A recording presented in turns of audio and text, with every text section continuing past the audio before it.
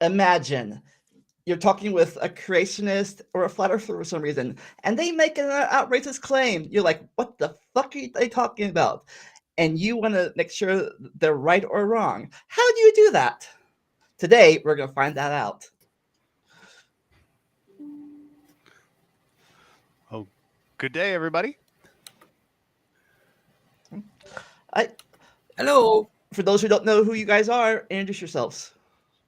Oh, my name is Tony Reed. I have a channel called Tony Reed, and I have a show on there that's pretty kind of gotten a little bit of popularity called How Creationism Taught Me Real Science, where I examine creationist arguments and actually see how well they test up against the science that they're actually addressing.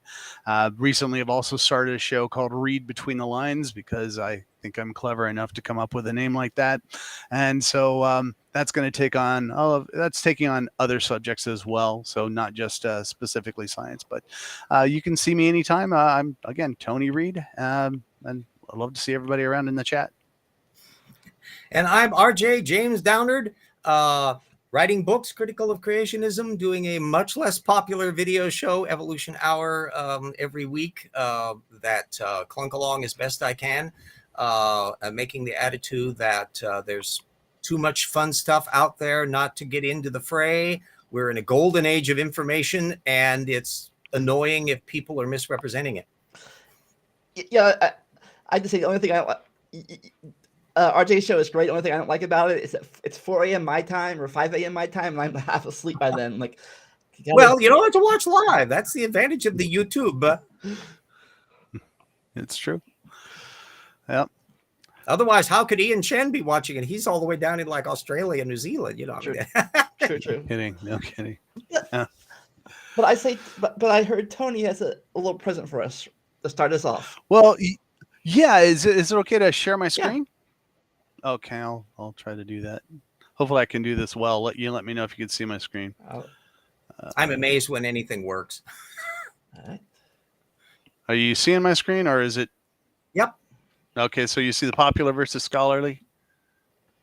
I see on your Mac choose Apple. From my end, the screen is kind of small, but we'll. It says on your Mac choose Apple menu system setting. Click display.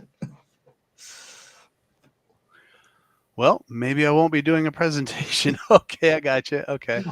Yeah, well, I won't be doing a slideshow presentation, so you want to send it to me? I can try it on Google or something. Google Slides. I don't know how to do that. Never mind that. Let's just. You'll have to use the words and summarize it verbally. Yeah.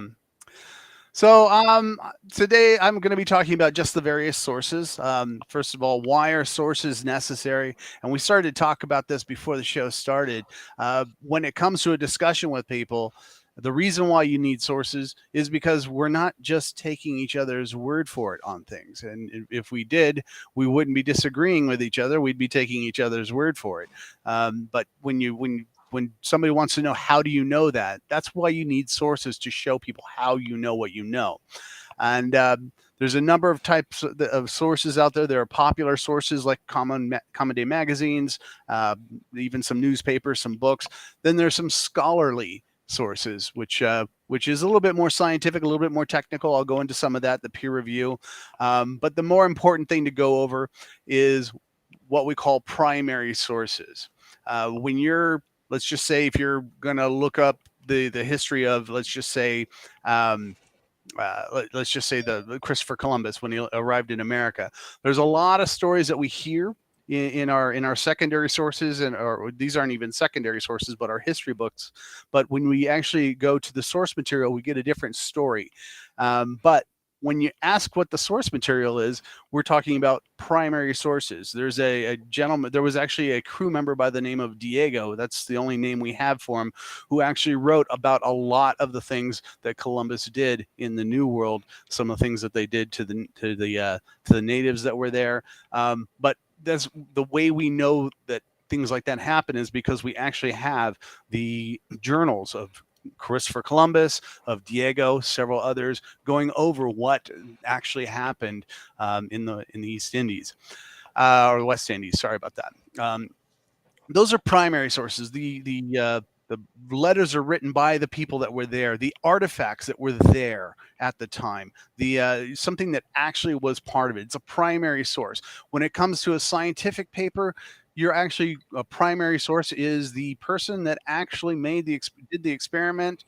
That is a primary source because you can actually see what they did. When somebody says, well, in this experiment they only saw this, well, no, you go to the actual primary source, the actual paper that was written by the person that did the research, and you will see that they were able to quantify their numbers somehow, and that's how you can bring it up as a primary source.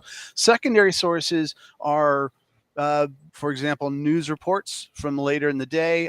For example, if you're wanting to corroborate some of, let's just say, the biblical writings, especially about Jesus, you would have a very hard time finding primary sources. You would, however, find secondary sources, which are uh, obviously gospel authors who were writing 30 years after he was dead.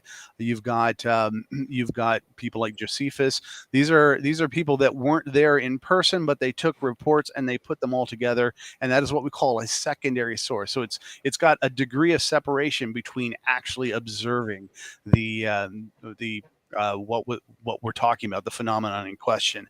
We also have further sources than that. I'm not going to go too much further, but you can tell that the further away from the original activity that you're discussing, the less credible the source becomes. But the one thing that we talk about in science quite a bit are peer-reviewed sources. And peer review, we talk about that a lot. I'm just going to give you a quick overview of it. It started, the origin of peer review actually is in the 9th century in the Arabic world. Ibn bin Ali al-Wahawi published what he called the Ethics of the Physician. And the idea was that doctors needed to keep copious notes. He recommended that they keep copious notes of all of their patients' visits and also what they did, specifically so that they can keep records and know what to do the next time, but also for legal reasons, because when a patient dies or something like that, they needed some way to review the notes to make sure the physician did the right thing. Another type of peer review, well, another detail about that, the very first published journal devoted specifically to peer review was in 1665. Henry Oldenburg published the Philosophical Transactions of the Royal Society. It was the first scientific journal. The requirements at the time for publication just included that all submissions were to be examined by at least 2 experts in the same field, thereby offering a method of divining out misrepresentations and fraud. And that is still published to this day. It's a very popular journal. Modern peer review has become a little bit more brutal. An editor receives a paper for journal consideration.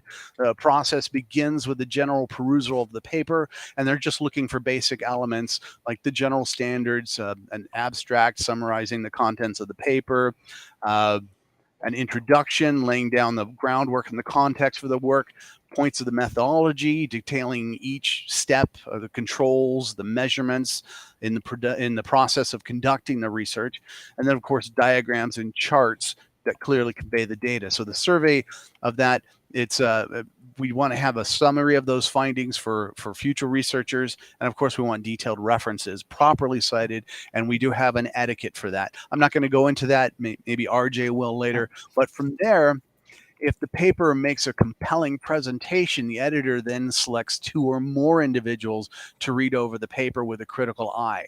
And they're searching for any inconsistencies or any methodological failures. But should the paper pass this peer review, it is then sent back to the editor. It may be given to another expert who then performs a grammatical or spelling check or even more peer review. But from here, the paper is rarely just accepted. It is often returned with copious notes on changes and suggestions that could improve the overall strength of the paper, or it could just be rejected. But either way, after applying any suggestions, the paper is then returned to the editor, where the peer reviewers do another check to see if the changes satisfy their requirement.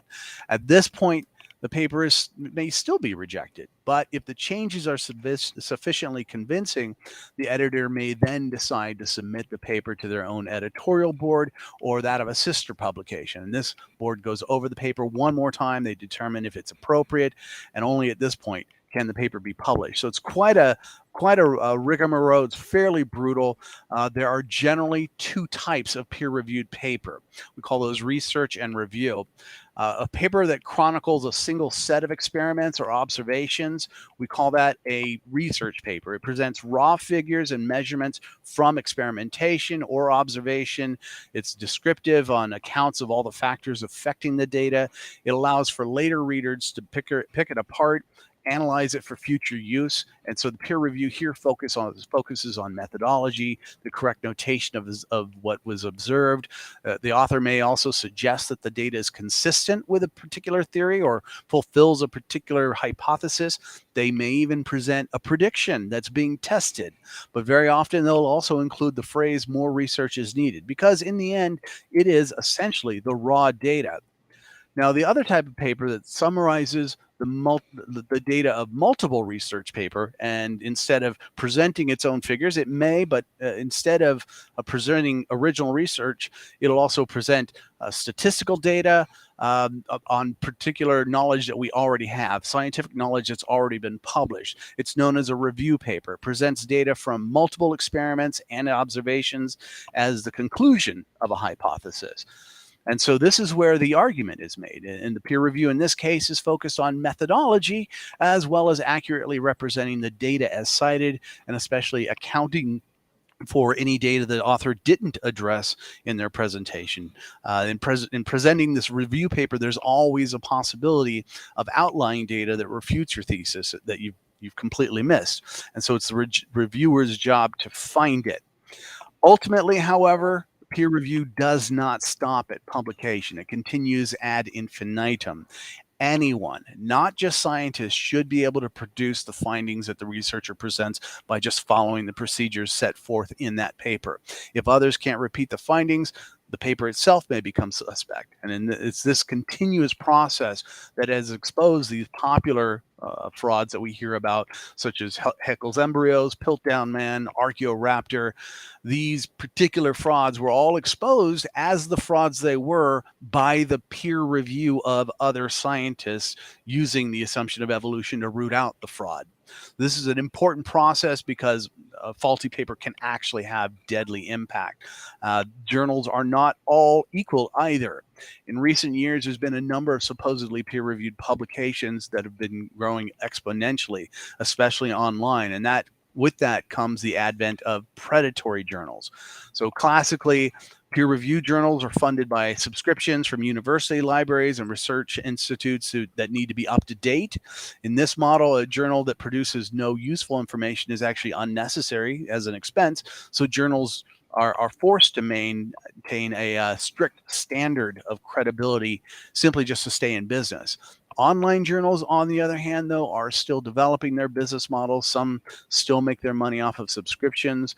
Others make their money off of charging the authors for publication. And some even make unsolicited requests for contributions, which does little for their credibility. I'm not going to name names, but there's actually a journal that consistently contacts me asking for my submissions. I don't know what they think I would be submitting, but okay. Also, the other thing to keep in mind on these journals is also since 1984, there's been a number of creationist journals. Began with Creationist Ministries International. They began publishing the Journal of Creationism back in '84. So they're peer reviewed by other creationists then? Yep. That is exactly what they do. What could go wrong? Well, there's one thing that's very obvious about creation journals, and this is the thing that I started noticing, is I just talked about review and research papers. You're going to have a very hard time finding research papers. I'm not saying they don't exist, but in peer-reviewed publications, research journals, research papers just don't happen. Reviewed papers are there all the time, where they're going ahead and taking the work that everybody else has already done and then try to present it in a way that works for them. What they don't do from there usually is really what makes the scientific process, the scientific method complete, is now that you've gathered that evidence and you've put together your scenario. Maybe you want to say the world was created in 7 days, and or maybe there was a worldwide flood. Once you've used that evidence to put together your model, you should then use that to make a prediction on what you'll find in the future. That's when you do a research paper by making your prediction and then testing it. Now, real fast. And I might be wrong here. Tell me if I'm wrong. I'm assuming this. Difference between a creationist peer-reviewed and a I'll say reality peer-reviewed. I don't know what else to call it. Is one of them the other people on the reviews board might try to disprove what the thing is happening. The other side just agrees altogether and try to disprove everything. Says, "Yep, they're right." Yeah, that's what it appears to be. I haven't been on any peer review boards for, nor have I seen a rejection letter from a creationist peer reviewed journal. What is important about that, though, is looking for the impact of the paper. And that's really where you're really going to find the value of your source as a peer reviewed source, because what makes a difference is how the information presented in the paper you cited has been beneficial to other scientists, and how those scientists have been able to further our knowledge by going through your source.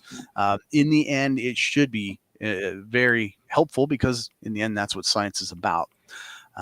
So that's essentially all the presentation I had. It was probably going to be a much better presentation when I had visuals, but I just got a Mac, so I'll have to figure out how to use the Mac better. And I just plugged the thing in on my laptop so I don't run out of power. Tony is sorry, real fast before we get to that thing.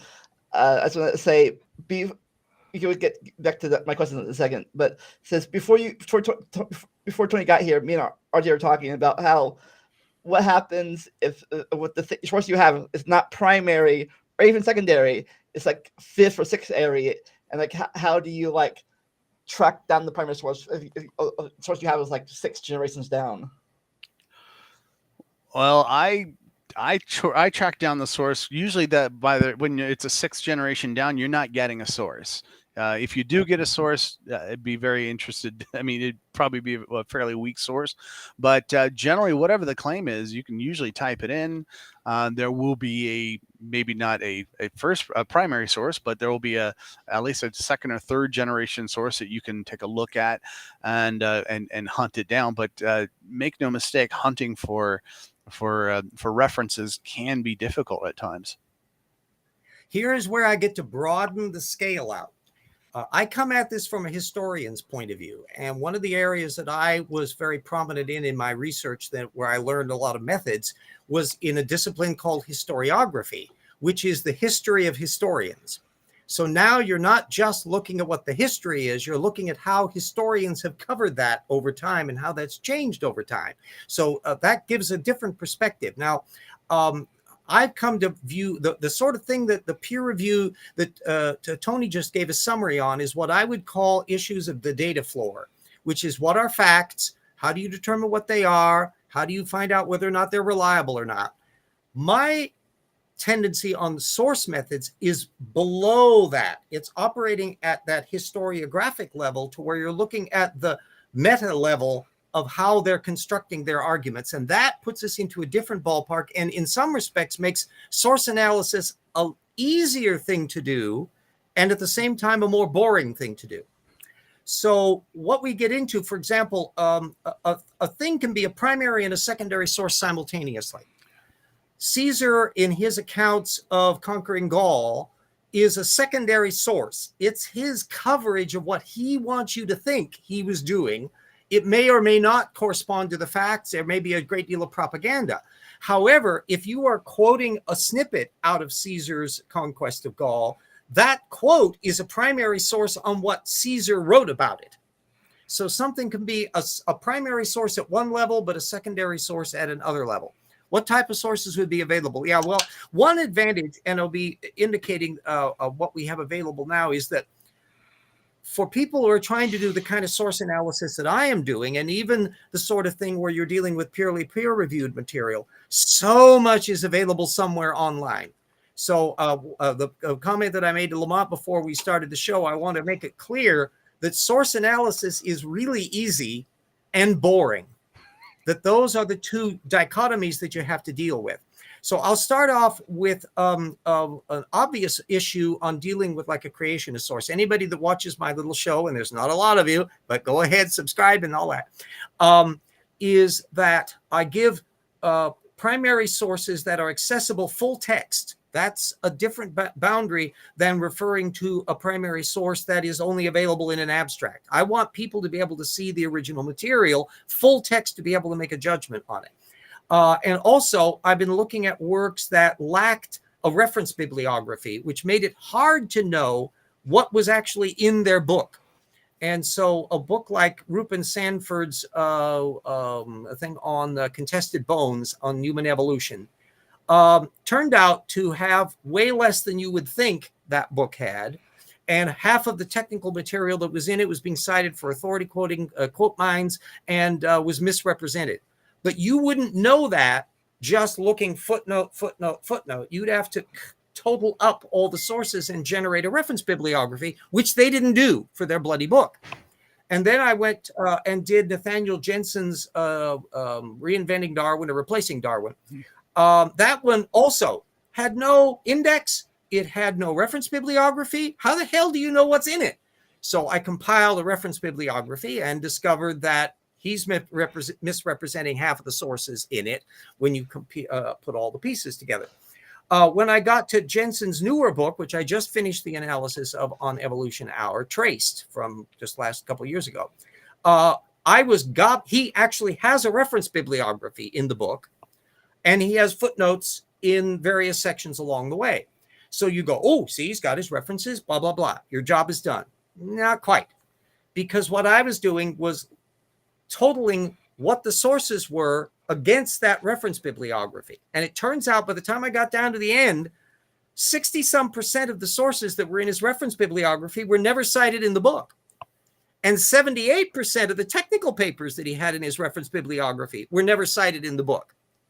Now I'm going, whoa, on that one. The only way you'd find that out would be to compare one with another. And that's where you get into the boring part.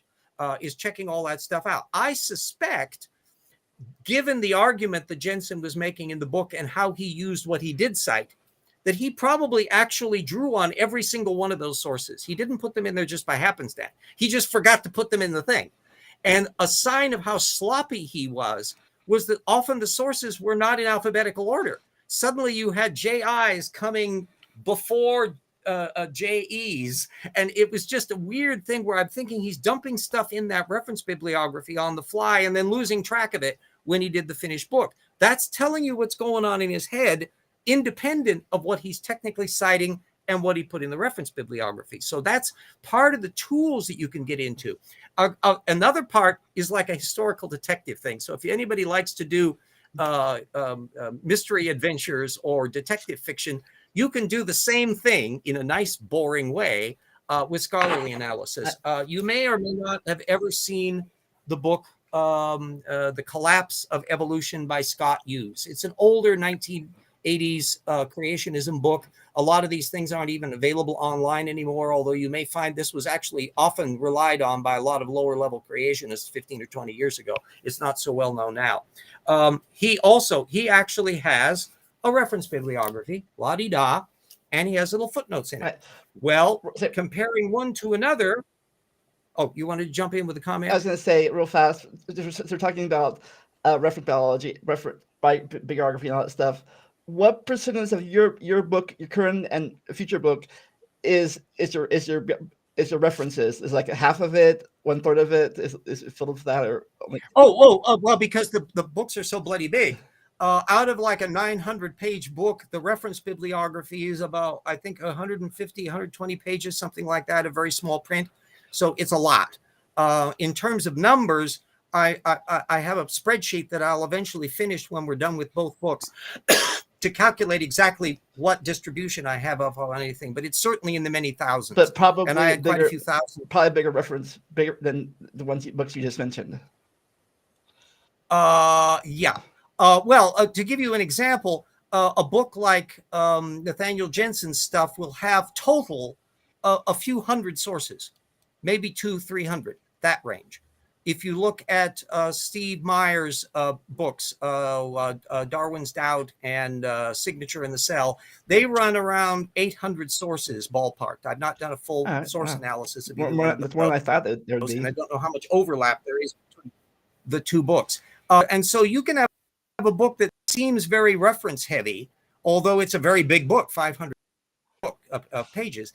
There you can do sources averaged per page. So Jensen's replacing Darwin's book averaged, I think, about like 1.5 sources per page. And because of so many sources he never ended up citing, it's below 1 per page average for that book. Depending on the technical issues involved, even a book, if you have a tightly focused subject matter, the number of sources is not necessarily a measurement of anything. And which brings up Scott Hughes, because we get to the idea of source padding. With Jensen, it was a matter.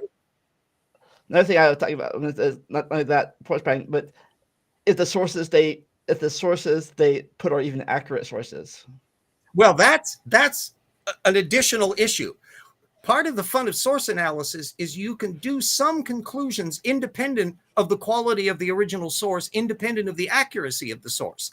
That's one of the incredible powers of it. And here it will be an example I'll be talking to you about. So we've got the reference bibliography, and you may not be able to read this. There is this paper by Lombard on mammals.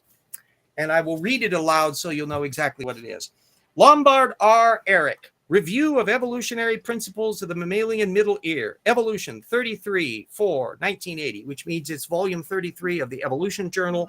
And they're giving the date of 1980, but no page numbers. Now, it turns out that Use never references that paper anywhere in his book at all. And there's quite a few sources in Use's bibliography that he never ends up referencing. But that Lombard one kept sticking in my head, especially years later when I finally got a copy of Luther Sunderland's book, Enigma, Darwin's Enigma, Ebbing the Tide of Naturalism, which again was another creationist. He was a pathological quote miner, and he would haunt evolution conventions, and he would have his little tape recorder out there to get quote mines and stuff that he would put in. And he's responsible for the notorious Patterson quote that still filters to this day. It's discussed in great detail in Evolution Slam Dunk, shameless plug. But in Sunderland's book is not only that Lombard source, which Sunderland actually does cite peripherally in the book, but it is exactly the same reference, 1980, no page numbers. Everything about it's word for word identical. Now, teeny little problem is the article is a book review, and it's not from 1980, it's 1979. That it's a mistake in Lombard's book. And the fact that so many of Scott Use's sources are identical cribs from Sunderland, who, by the way, is not in Use's bibliography. He doesn't have Sunderland in there. But it's clear for the huge number of sources that he never cites, he cribbed a whole bunch of stuff. He padded a bunch of stuff out of Sunderland's reference bibliography. So he was not only a parasite, he was an untidy one, because he would copy things down literally. And that's where you get into the fun but boring part, is that it can literally make the difference in tracking stuff down, how the footnote is written. Another a dead sign of a parasitical scholar is a quote miner type is inconsistent footnoting. For example, science articles where some of them are listed volume number with no date. Some of them are listed with the date and page numbers. Some of them have the thing printed out all this. Some of them have all the authors printed out, and some of them use et als. It's very possible that they're cribbing these things from a quote mine that have used different spelling and textual techniques of how the sources are listed. And because they're parasites, attentive parasites, they're copying it down exactly as it's printed. And therefore they're not organizing it so that there's a standardized procedure on that. All of those are part of the clues that are going on in tracking stuff down. Now, an example of how I'm able to do things in the 21st century, I mentioned before the show got started how Jackson and I were discussing vestigial organs in Rocks Were There, Volume 1, shameless plug, get it through Amazon, hard copy or ebook.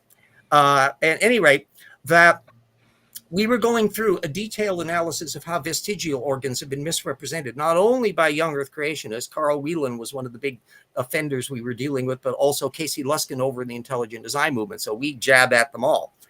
But one of the things was Whelan waving this old 1892 book on vestigial organs by Wiedersheim. And it was actually, I think, an English translation of an original German work. And I'm going 1892. Holy moly, where am I going to find that? It's not going to be in the average libraries today and that, Well, golly gosh, it's the internet.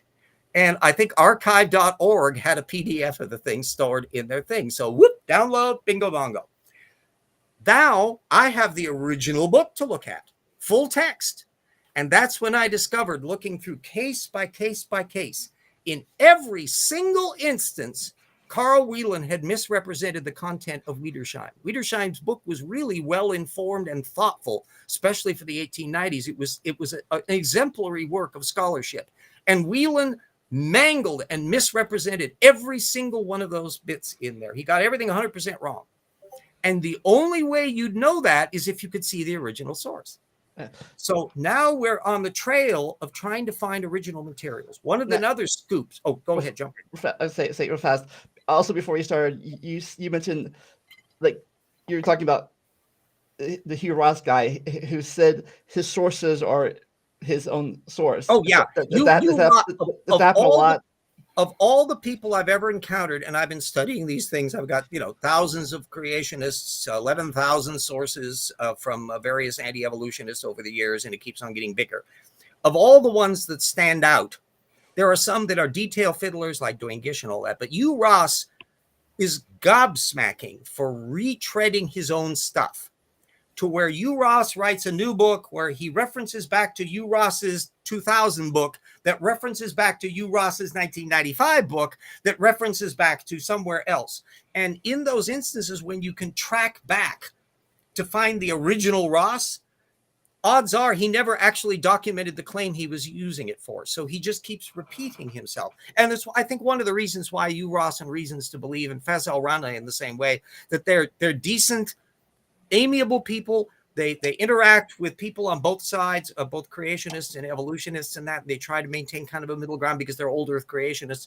But also from a methodological area, they're probably the most superficial of any of the bunch because they avoid topics like the plague. In Evolution Slam Dunk on the reptile mammal transition, nothing is there on Ross or Reasons to Believe because literally the old Earth creationists have never discussed the reptile mammal transition at all. A few young Earth creationists have, and a few intelligent designers, all of them getting it wrong. But Ross and company don't even think it through. I mean, here, something must have gone on for all that time frame, and yet they never quite work it out.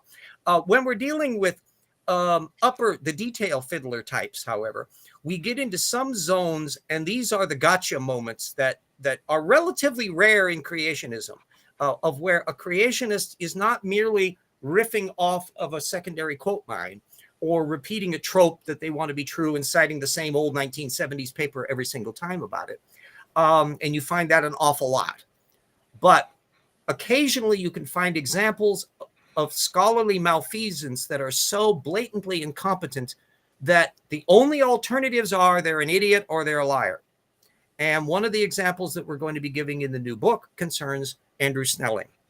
Andrew Snelling in 2017 did a piece on dendrochronology, and you can Google and find the thing. And of course, we'll have the link and documentation. Is that the one that he actually wrote for Real Paper or the Creation? Oh no, it was for Creation Magazine. It was a web post. It wasn't actually. See, there are pecking orders. You've got Creation Magazine, And we have to remember that CMI is what used to be Answers in Genesis until they had their divorce because they had their quibbles with Ken Ham. So Ken Ham took some of the babies. So some of the journal stuff is only at Answers in Genesis, and Creation Magazine and Journal of Creation is stuff over at CMI.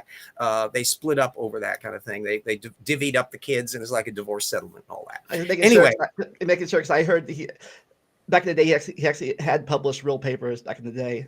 And actually once in a while Snelling still does publish geology papers in actual geology journals. I mean, he's perfectly capable, especially if he's just writing some one of the things when he had such a big flap over getting rocks out of the Grand Canyon, and he had to sue for his right to do that and blah blah blah, and this was all a cause celeb during the Trump administration and all that. All that's come of that, as far as I can see in his publications, is he's got these almost microscopic examples of what crystals are in these samples that he's got. And he doesn't try to apply any details of what the hell he thinks is going on in terms of the flood for this stuff. So it's all green eye shade, meticulous. Well, there's so much feldspar and there's a certain crystal size. It's just very drab, boring stuff. The dendrochronology example that's aimed for a non-Journal of Creationist, non-technical audience was much more fun. Dendrochronology is tree ring dating. And you've got the point now where you have current trees that have tree rings going back, in some cases, hundreds, and a few bristlecone pines, you go back thousands of years.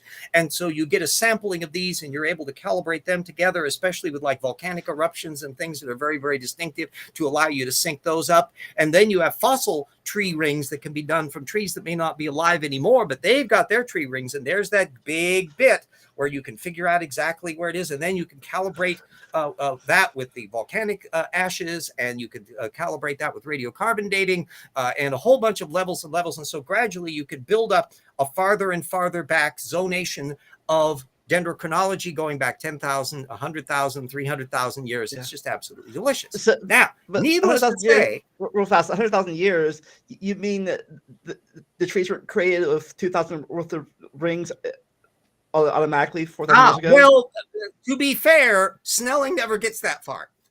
Snelling takes a different tack in this 2017 post he did. And that is that he had a chart from a science book, old one from the 1960s, that showed like a set of bars, and another bar, and another bar, and another bar, and another bar. And Snelling has reproduced that chart, turns out completely accurately. It's very rudimentary graphics because it's back in the 1960s. It's when people would hand draw crap for even textbooks in those days.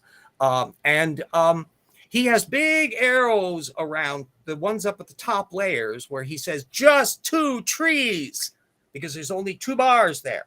And so his statement is that there's just 2 trees that were living that were used as the core features against which all these other trees were stacked. Aha. Well, an interesting thing popped out when I found the original source of the book he was going on. And the book, in fact, the data was from another technical paper, even earlier, that I also tracked down. But the point is that the chart that he was copying for the creationists was the version in this 1960s books. And he has everything absolutely accurate. The little graph bar along the bottom that says what years everyone's supposed to be. But oddly, nothing on the left-hand side where there was another bar measure that said number of samples. And the moment you look at the samples and issues, you realize, wait a minute, those little stacked bars aren't individual trees. They are the number of samples. The higher up on the chart it was, the more samples there were. And then you stacked all of those to represent their chronological frame. And so what it meant was that the farther back you went in time, the fewer samples you had. You were getting into lower and lower numbers of samples the farther back you went because you had fewer examples. So how many samples were there at those top 2 ones?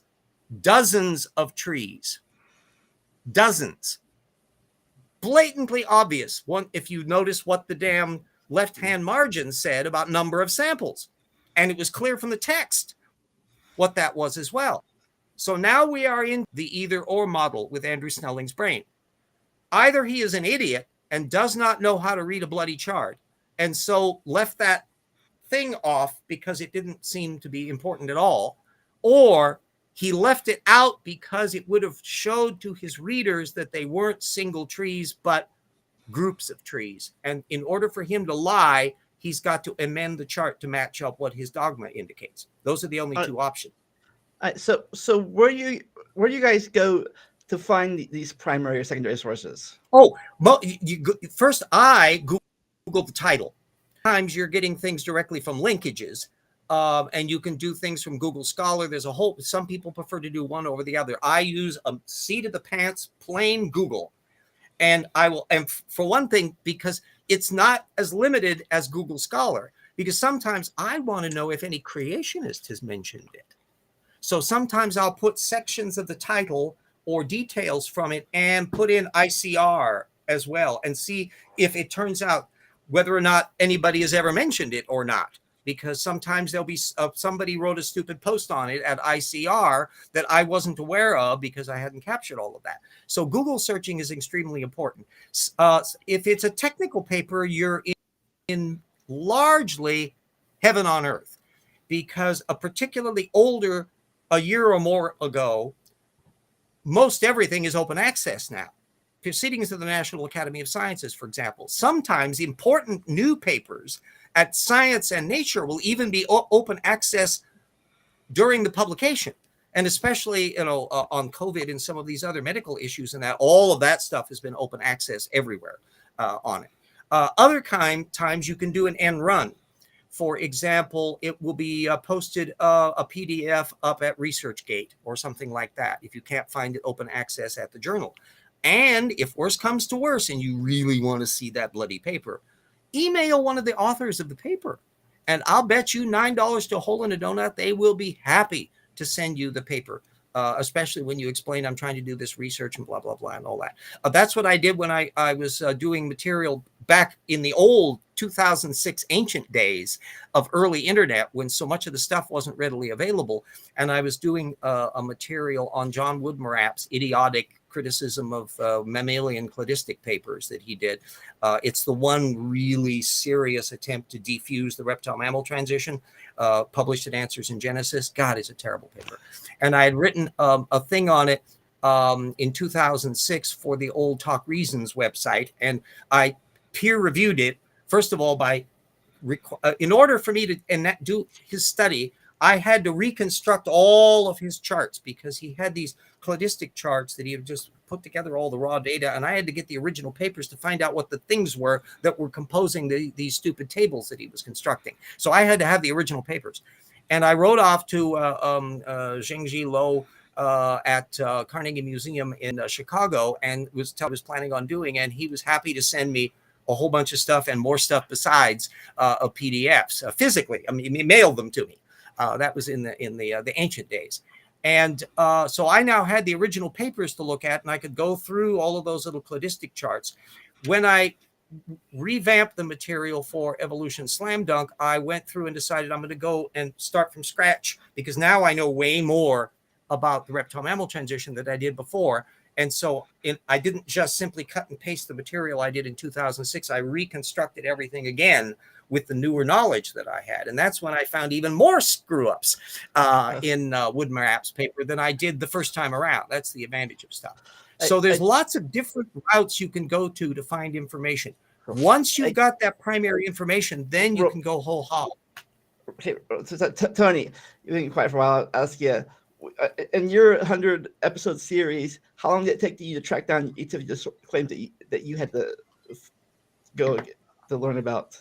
Well, I mean, sometimes it was easy, but there was one particular episode is actually on Haeckel's embryos, where I was trying to find the primary sources, and I'll be damned if the only place I could find the primary sources was on creationist sites. Finally, I found a creationist site that said, I guess I forgot which paper it was, and then once I found that one, then I was able to find everything else.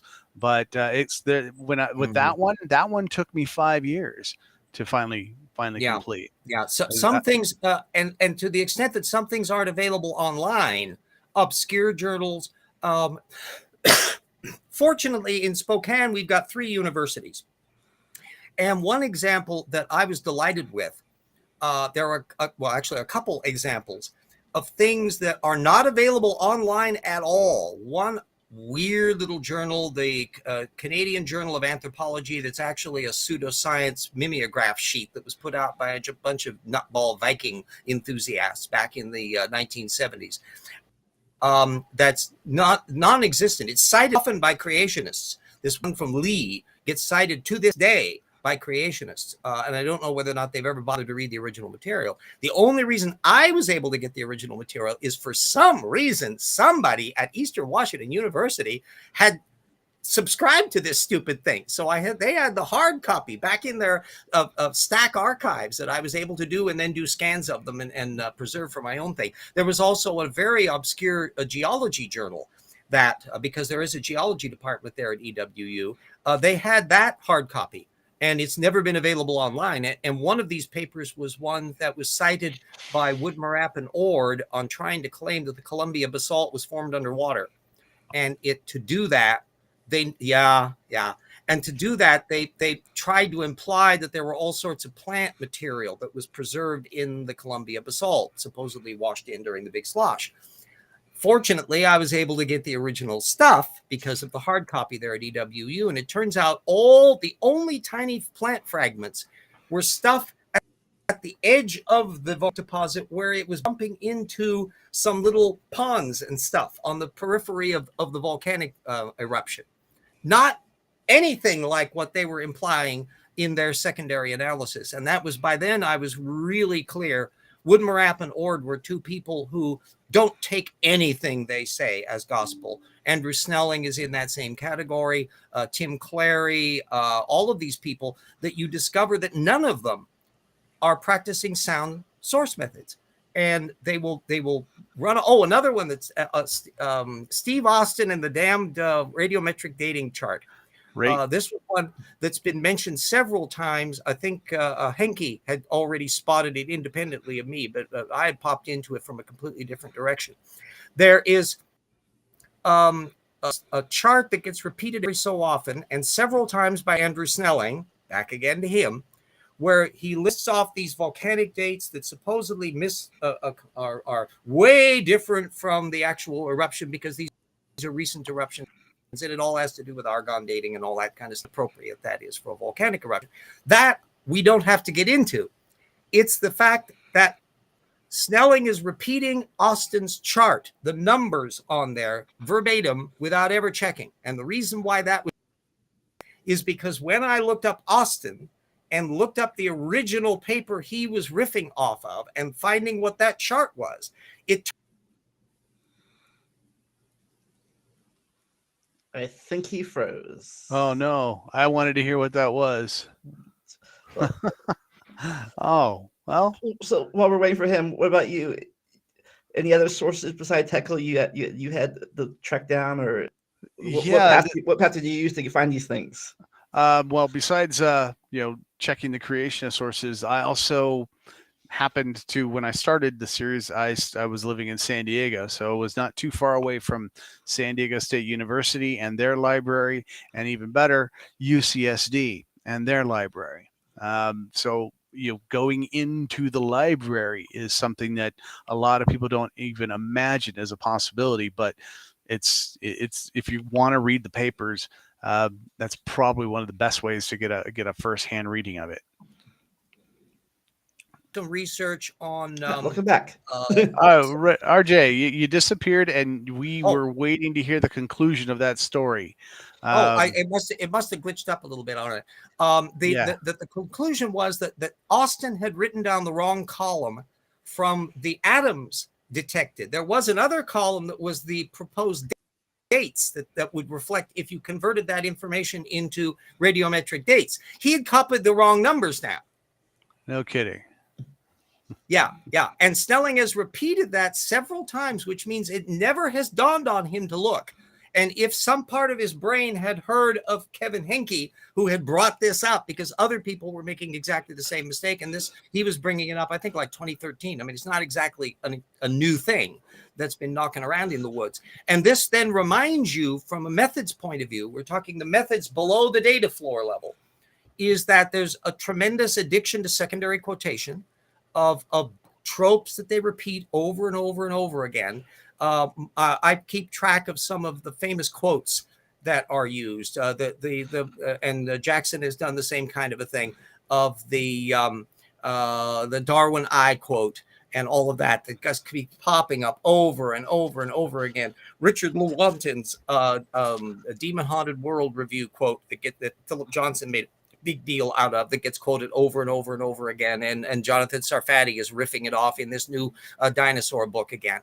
And I'll be alluding to that in the first episode of the new series on it. But it's a matter that you're getting into their heads as to what obsessions they have, what sources they rely on. Another dead giveaway is if they're citing really old stuff on a field where wouldn't there have been stuff done more recently? Why are you citing a paper from 1975? Has science stopped in the last 40 years? That is often an indication, one, that they're lazy, that they have the things they do. Kent Hovind does this all the time. You know, he has the stuff he sucked off of Walt Brown, his book, and so he's just simply copied that material. Or more recently, in 2018, he did a whole video on bird evolution criticism, and the major block of his stuff was cribbed verbatim from Harun Yahya, the Islamic creationist website. Quote everything. He typed everything down at verbatim. And when he was reading it out, clearly he never pre-read anything. And so when he got to some of these names, he was stumbling over not being able to pronounce them. And he was encountering terminology that he didn't know what they were. And well, I don't know what that is. That's because you never thought to fact check any of the material that you're just copying down. At the best, you could accuse Kent Hovind of being a competent transcript copyist. And that's about it. Real fast, we talked about this while you were glitzed out, but I asked Tony this, but you know, what source or whatever took you the longest to track down? Oh, recently, it was just because of the laborious. Most I can do. Well, I'll put two separate examples. One is simply because it was unavailable, so I couldn't do anything on it at all for years. And that was an old paleontology paper that Dwayne Gish was riffing off of in regards to little mammal bones. And it eventually, I think, in fact, Lowe sent me a PDF of it because he had it in his archives. And so I was able to acquire it from that. So it was literally years in the 1990s when I was trying to find this somewhere and nowhere had it. And the thing was not available online or anywhere, to finally acquiring it and making use of it for Evolution Slam Bus. Once I had that source, so they were talking 20 years or more, now I could see, again, he was blatantly misrepresenting the source. Once you could actually see the picture that he was talking about, that he never had in his book. And this was in Evolution, the Fossils Still Say No, a 1995 book. Now, one recently that was just a pain wasn't the accessibility of the source. It was the laboriousness of going through it. And this is where I'm saying how easy it is to get stuff, but how boring all of this is. It had to do a thing that Gutsit Gibbon brought up, dear Erica. She was criticizing intelligent designers for going on and on about evolution and Darwin and how they're connected to Hitler and the genocides and all that stuff and eugenics. And along the way, she happened to allude to somebody that I had a tiny amount on, but not much. And that was Euston Stewart Chamberlain, who was the English eugenicist who largely wrote in German. He moved to Germany a lot, and he was knee deep in the early stages of the Nazi Party. He was roughing around in there. He died, I think, in the late 1920s before they got into power. But the point is, he was a flaming racist and a eugenicist and all that, and an anti-Darwinist, which shows, you know, that there's obviously Darwinism was not having anything to do with Euston Stewart Chamberlain's Nazi eugenics. It was something else. And there was a quote that you could find in Wikipedia that was him criticizing Darwin in English. But where was it from? It was from his little German book. And I wanted to see the original material. And I was having trouble finding it initially. And then I finally located the work itself that I was able to download off of, I think, archive.org or somewhere, or Project Gutenberg, one of those. But it was the German, all German. Okay. And this thing is like 1,000 pages long. It was a 2-volume work ultimately. It was a monstrous thing. Here's where the research comes fun, because I was doing Google searching on the little quote, the English version of the quote. And it turned out somewhere along the line in a debate thing, I think on Reddit, somebody alluded to this quote, an evolutionist bringing this up, and they didn't provide any information on it other than it was in the chapter on Plato from this old 1905 book. Okay, that narrows it down a bit. Okay, at least I've only got one bloody chapter. And anybody that's done text searches in PDFs knows some PDFs you can text search with, others you can't. This PDF I had of this 1,000-page monstrosity, all in German with long paragraphs, I couldn't do text search on. So I had to look at what some of the key words were, and one like evolutionismus and a few others that I would be able to know. And he mentions things in certain contexts.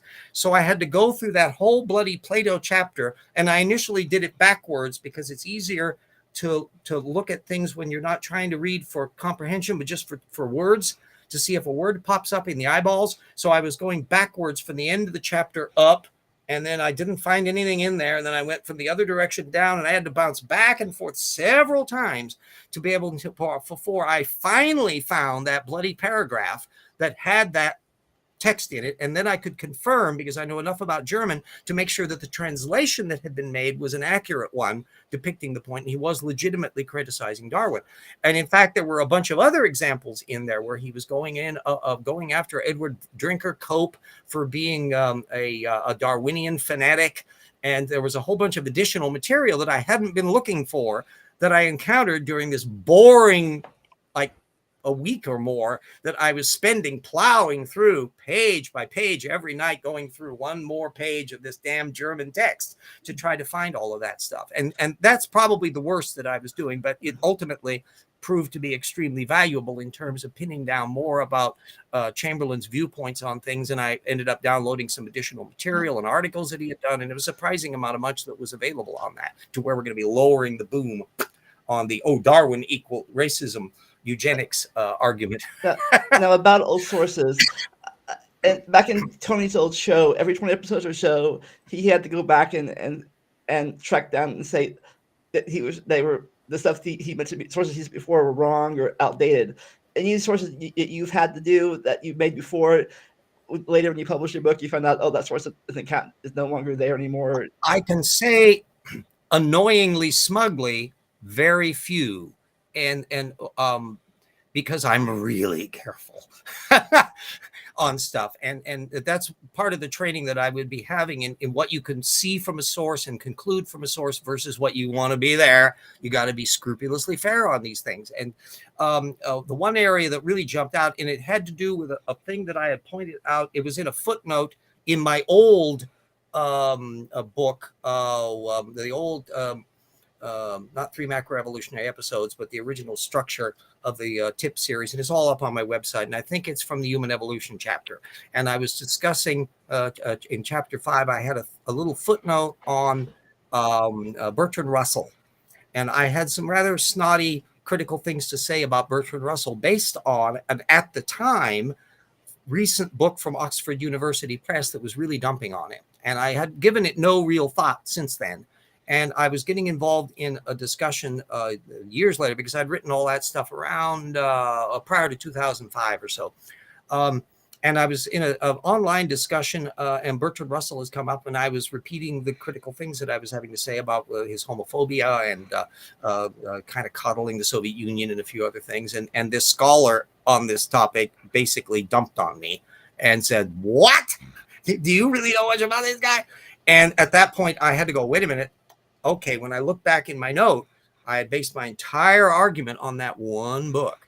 And I had not known at the time that in betwixt that book coming out and now, a whole scandal had broken up about how this guy had an obsession about Bertrand Russell and had misrepresented him and misquoted him and taken stuff out of context and all of that. And so that in any revision of where I would be bringing this topic up now, I made a point of it. I downloaded all the various Bertrand Russell books and things that I could find so that I could give a fairer appraisal of what was going on. And so that one was one where, RJ made a big boo-boo on that one. And could instantly see why I had made that boo-boo, is because I was relying on a single source rather than trying to find.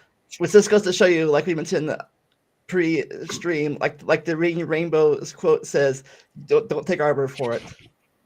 Yeah, and don't even take your own word for it, because especially if you've got something that's older material that you researched a long time ago and you haven't been keeping up with the field, it's very easy to get glunked out on that. Now, I actually alluded in that chapter 5 to an example of where in my early drafts I had been making some statements about tooth eruption patterns in Australopithecines that turned out to be wrong. And I had 3 sources for the bloody thing, but they were all kind of generic ones.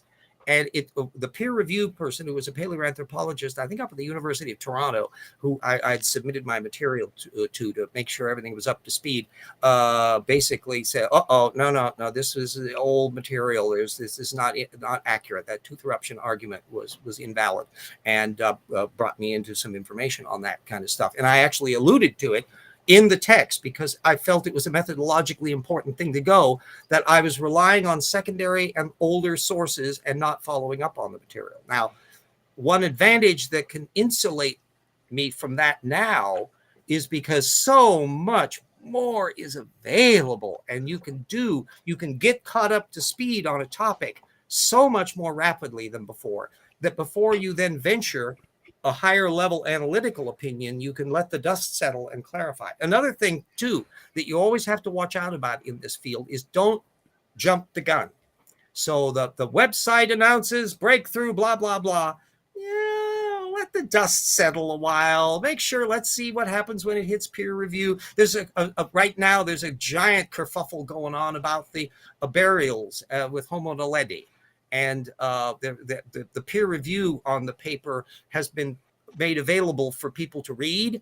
And you're finding all of these people going, yuck, this is a badly argued thing. And all the stuff that you're leaving out and all that. And they're basically going, well, we'll correct all of that when we get around to the thing. Avoid jumping the gun on recent material. Let it settle a little bit first. That's part of the problem with creationists. If you look at the postings that go on, there's a thing that will be coming up in the cosmology chapter of the new book about how Ken Ham would be pouncing on some new discovery of the James Webb telescope that supposedly is completely undermining everything. And you're going, this hasn't even hit the peer-reviewed paper stage, and he's just jumping on. And what you'll find out is that when they pounce on these things, the dust will settle and they'll never mention it again. Yeah. And that's another. I guess that right there, what you said, it kind of like makes me think I was wrong about certain things. I never thought creationists actually looked up newer stuff. I thought most of the stuff they looked up research years old. It depends on the one. The detail fiddlers, and I called Dwayne Gish was the archetypal detail fiddler. He loves to cite technical material out of their own mouths. In fact, I was going to call attention to the connection that it's no coincidence that creationists behave like religious apologists, because in the religious apologetic argument, this is why quote mining is so common among them, is that proof text is a common procedure in Christian apologetics. As Isaiah 15 said, blah, blah, blah, and that settles it. So as Stephen Jay Gould wrote on punctuated equilibrium, or as Stephen Hawking said on blah, blah, blah, that therefore that becomes a proof text, and it's as if it's cast in concrete and can never change or never operate in terms of context. Yeah. And that gets into terrible trouble, but it's perfect to be doing that kind of thing because it's a behavioral trait that they already have, and bad attributions or peripheral attributions in the preacher environment is bread and butter. What is belief in the Bible but acceptance of a secondary source as unassailable? Yeah. I mentioned this before, but I might be wrong about this. I might check my sources, but I believe the. I guess again it could be a change since then, but the last current source I ever heard a creationist talk about was the Murray Schweitzer paper. That's like 10, 20 years old at this point. Well, no, if you follow Acts and Facts, for example, which is the ICR glossy magazine, and I get it freebie, and which they've now dropped down to only 6 installments a year instead of 12. I think they're running out of money. But at any rate, they're all available open access PDFs and stuff on their website. And a lot of the stuff, most of the Creation Magazine stuff is available things, and even a big chunk of Creation Research Society and all the Answers in Genesis, Answers Research Journal is open access, all of that stuff. But their apologetics will pick up.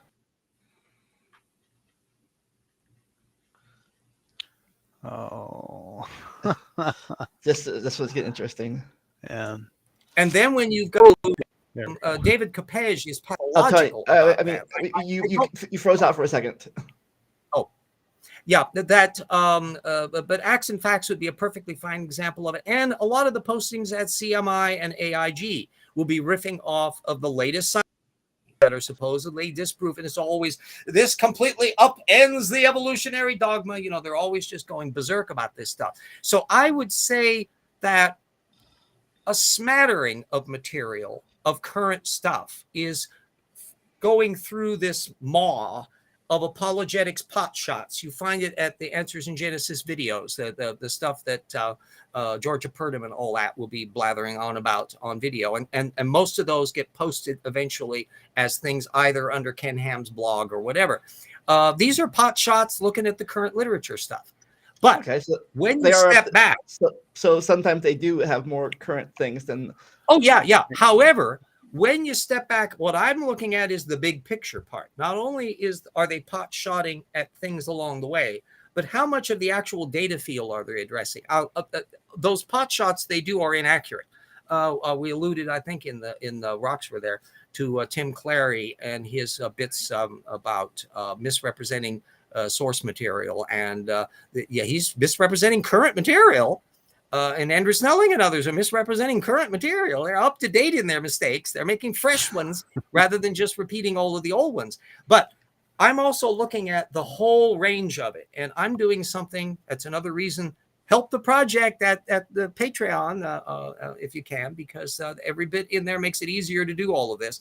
I've just crossed 71,000 sources in my reference field for the tip data field, of which there's some 11,000 anti-evolution sources and some 31,000 science technical papers, plus another 12 or 13,000 general science works on top of that, in that 71,000.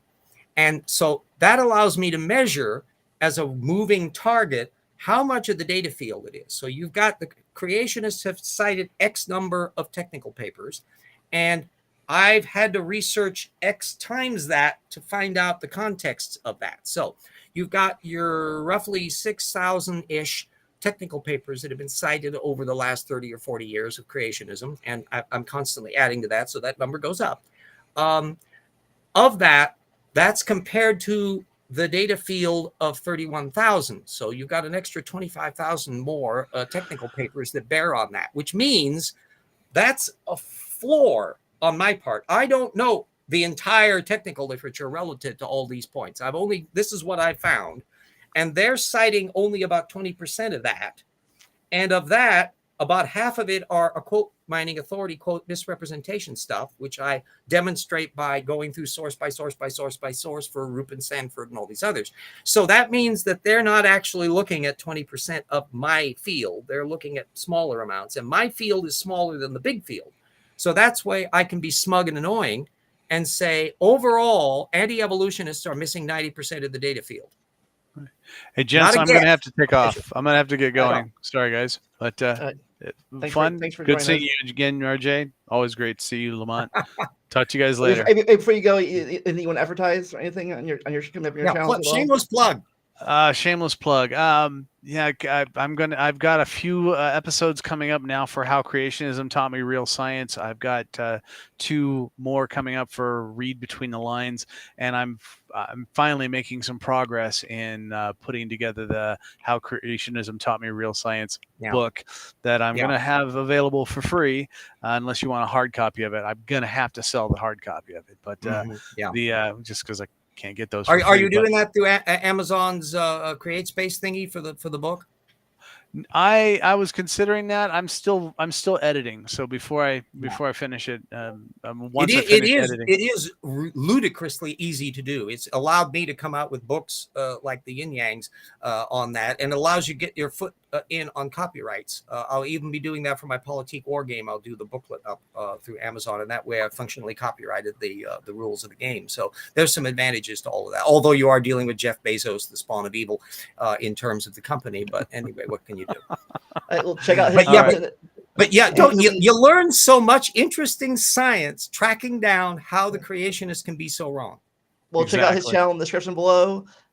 I'll see you next time you can be on. All right, bye guys. Bye.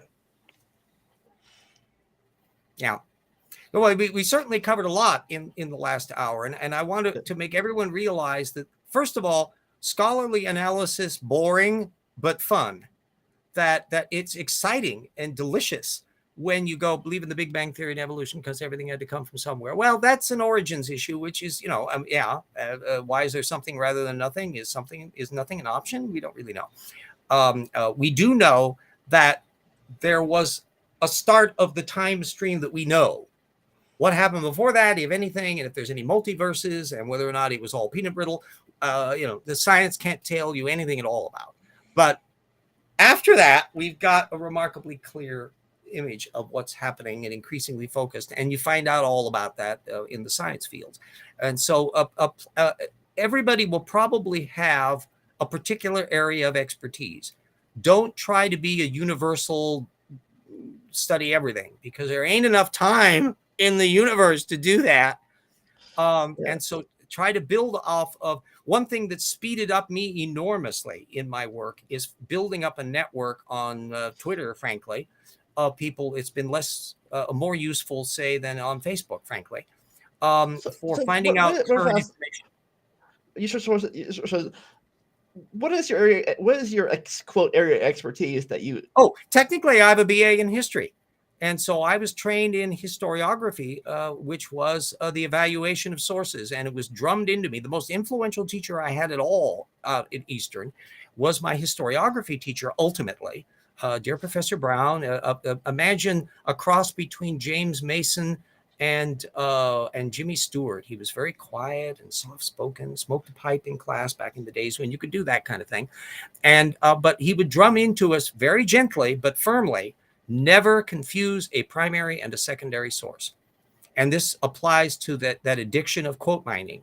When somebody quote, well, Charles Darwin said, no, you have a quote of what Charles Darwin may or may not have said that you have nicked from a quote mine. Don't for a moment think you understand Charles Darwin. Have you only have that little character strength. Have you ever been quote mined before? Me? I don't think so. It's possible, because I get alerts every once in a while on Academia EDU, which I do not have the money to pay for the upper rating. I'm on the free service. Mm-hmm. And if I paid, I would be, because I get these alerts saying somebody has cited you in their little paper that's posted at Academia EDU. And I don't know whether or not it's favorable or unfavorable, or whether there's some idiot saying this idiot Downard is saying stupid things. I have no idea. But maybe that would be a sign that I've graduated from the who the hell is RJ Downard level to where people might actually be quote mining the thing. But online in the internet mode, I think a lot of the people who might be bumping into me don't know enough about my content, because they're lazy bastards that they don't have the capacity to be quote mining. Even though my website has tons of texts and stuff up there, theoretically they could find something in there, because I've certainly opined on a great many subjects in the material that's already up there, plus the stuff that's in there. Well, no one's ever going to accuse me and Jackson of being a little wallflowers and not making ourselves clear about our views. So have you ever had to actually go to a physical library or college library to actually find books about something? In the pre-internet days, that was all of it.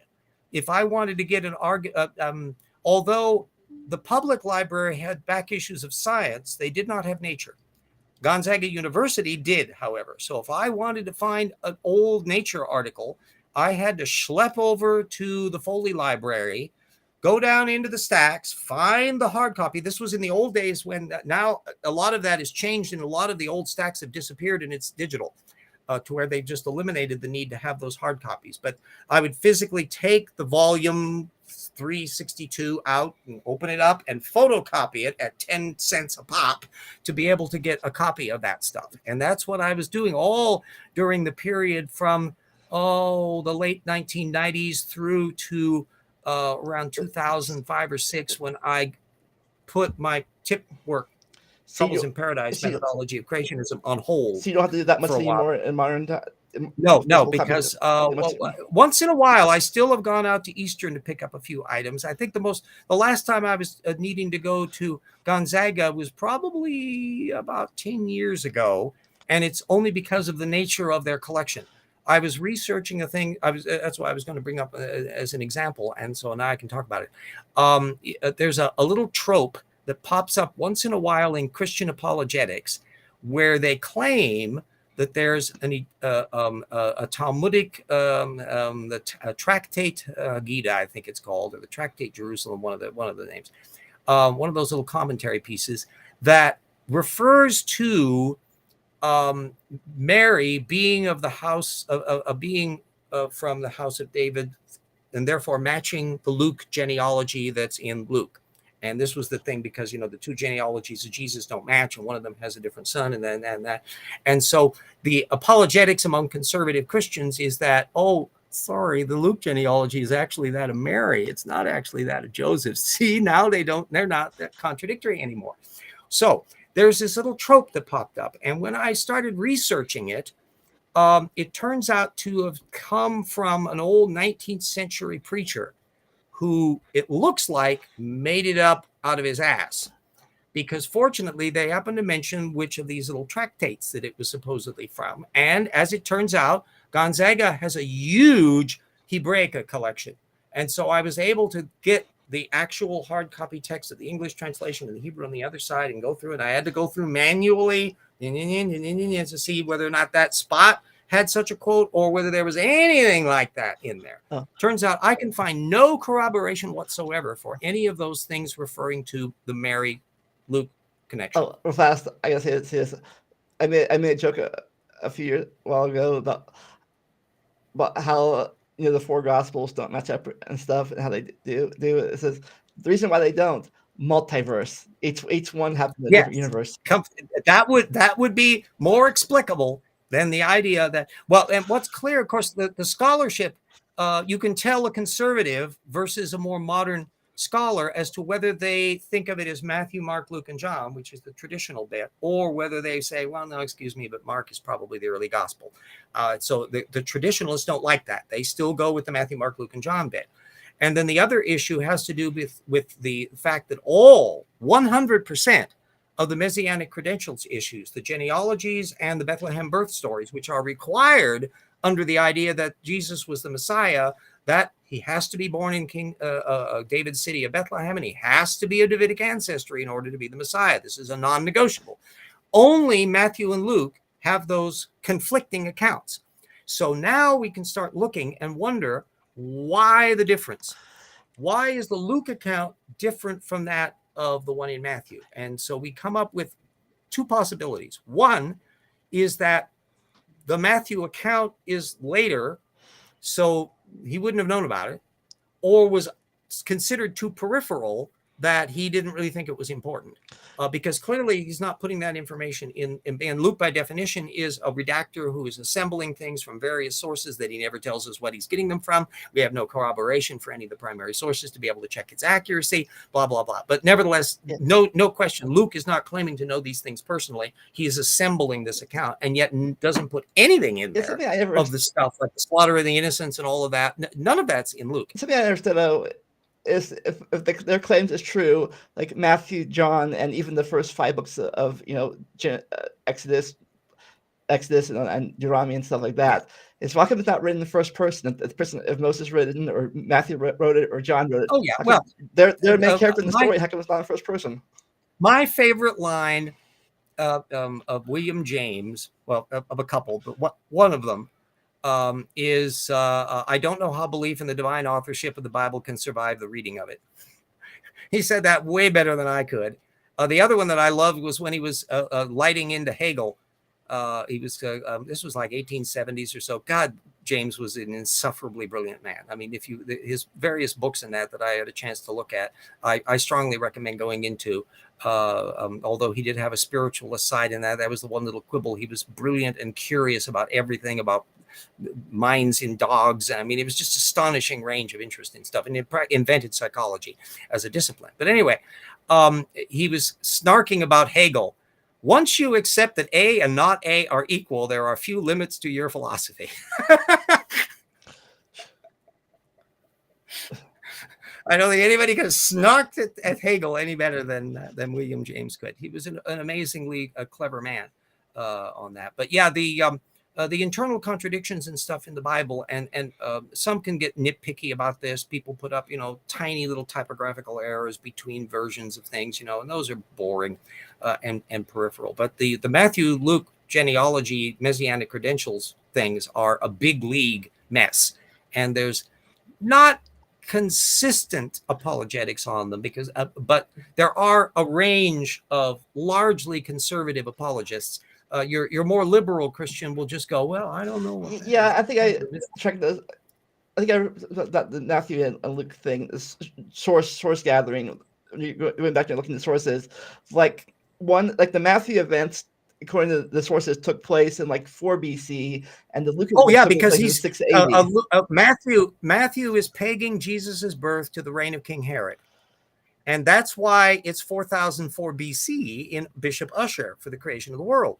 Because by Ussher's 17th century, they had known enough to know, because they were pinning it down, there was a particular eclipse. And so they could calculate with that new astronomy stuff when eclipses took place and when they were visible in Israel and all the rest. And so it turns out that the nearest available eclipse was like 4 BC. That would be the one when around the time that Herod was dying. Okay, since creation had to be 4,000 years before the birth of Christ, and if Christ was born during the reign of King Herod, who died in 4 BC, you have to push it back to 4004. That's where that date comes from. Now, Luke, none of that. There's none of the King Herod stuff. There's no slaughter of the innocents. The fact that the likelihood that the slaughter of the innocents is a fiction. Yeah, they mentioned some like census that may or may not have happened, and that's it's totally because Josephus doesn't mention it. Josephus detested King Herod and gathered together every bit of nasty scuttlebutt that he could about that. And you can't imagine if this is a just heinously vicious act. And Josephus doesn't mention it? My gosh, that's a juicy piece of stuff for him not to have looked at, unless Matthew was making it up out of thin air. The other problem is then you've got 10 years down the road, Luke saying, oh, Jesus is born when Quirinius was governor of Syria and all the world was taxed and blah, blah, blah. And of course that, in order to get him to Bethlehem, David's city, comes up with the fiction that you have to go back to the place of your ancestors. But that wasn't Roman tax law. That when they conquered an area, they took a head count, figured out how much welfare was there, what they dealt with, and that settled things. No indication that they would do recurring censuses, and that you only had to go back where you lived, not your ancestral home. So that was a little bit of a tweak on Luke's part to do that. But the problem is you've got 4 BC on the one end, and 6 AD, because we know when Quirinius was governor of Syria, they never overlapped at all. They never overlap at all. There's a decade between them. So the usual approach, well, there's two apologetic approaches. One is there must have been an earlier census. So they go to this elaborate lengths of thinking, well, censuses could take place over many years. Maybe this had actually started back in the Herod days. And so, they just is pulling this out of the thin air. The other approach is let's just pencil in Mary. So suddenly the Luke genealogy becomes that of Mary, not Joseph. Even though when you read the text cold, no indication the son of the son of Luke would have put that in. Who was the son of the son of the son of? There's no daughter of. Yeah. And so the idea that it's sloppiness, but it's driven by necessity. because they can't have an internal contradiction between the two accounts. And when you get to the Christmas pageant level for the Bethlehem birth stories, they just weld the two together. So you got the kings coming in and the Star of Bethlehem and the census, and you got the manger. And so they just push everything together as if it's a single narrative. But yet everything that's in the Luke structure is not in Mark, and the stuff that's in Mark is not in Luke. There's just a complete non-overlap on the detail parts of it, in term as well as the chronology. Okay, so, and then other ones try to argue that maybe, there could have been Quirinius who served in Syria earlier, and we can drag it down that way, but that isn't what the text said. So suddenly you've got people who are otherwise scriptural literalists suddenly putting in little Post-it notes all over the place to massage the text to make it fit what they want. Let's bring this back to I thought that was done well. Let's bring this back to the main point. Is Yeah. older sources like 2,000-year-old sources easier or harder to fact check than is more modern sources? Well, virtually all of the older sources you're talking about are by definition later secondary accounts.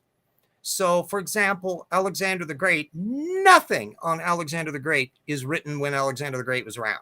All the histories of him are written centuries after the fact. It's even worse than the Bible accounts, that are starting to coalesce, in at least 60, 70, 80 years after the fact. Likewise, you got to remember they're all memoirs or apologetic things. So what Suetonius is telling us about the Roman emperors is a lot of scuttlebutt tittle tattle, and historians to this day rack their brains as to trying to figure out how much of that actually happened. So what they try to do is to ground things in things you can physically find, coins and inscriptions and other letters from other contexts and all of that. From a historian's point of view, there's just a wild difficulty because you're all dealing with personal accounts. Nowadays, we, of course, have a much more rigorous analysis. We have newspapers and things that can go on, which can still be inaccurate, just as the tombstone epitaph and their supposed downed giant pterosaur in the 1890s that figures in some creationist lores every once in a while. So even that has its limitations. And that then gets back to the whole issue of what it means to have peer review and weeding out things that are mere rumor or innuendo or happenstance. Although if you're dealing with the history of like Caesar, you're dealing not only with what you can pin down about the facts of Caesar, but also what you can glean from Caesar's self-announcements because he was a very verbose writer, and an awful lot has come down to us to read. We're in a better case with him than with an awful lot of people where we have no idea what the hell he's like. Celsus, the critic of Christianity, are literally our only copy of Celsus's Against Christianity is Origen's crib of it that he was countering Celsus, which means we have to ask, was Origen fairly quoting him?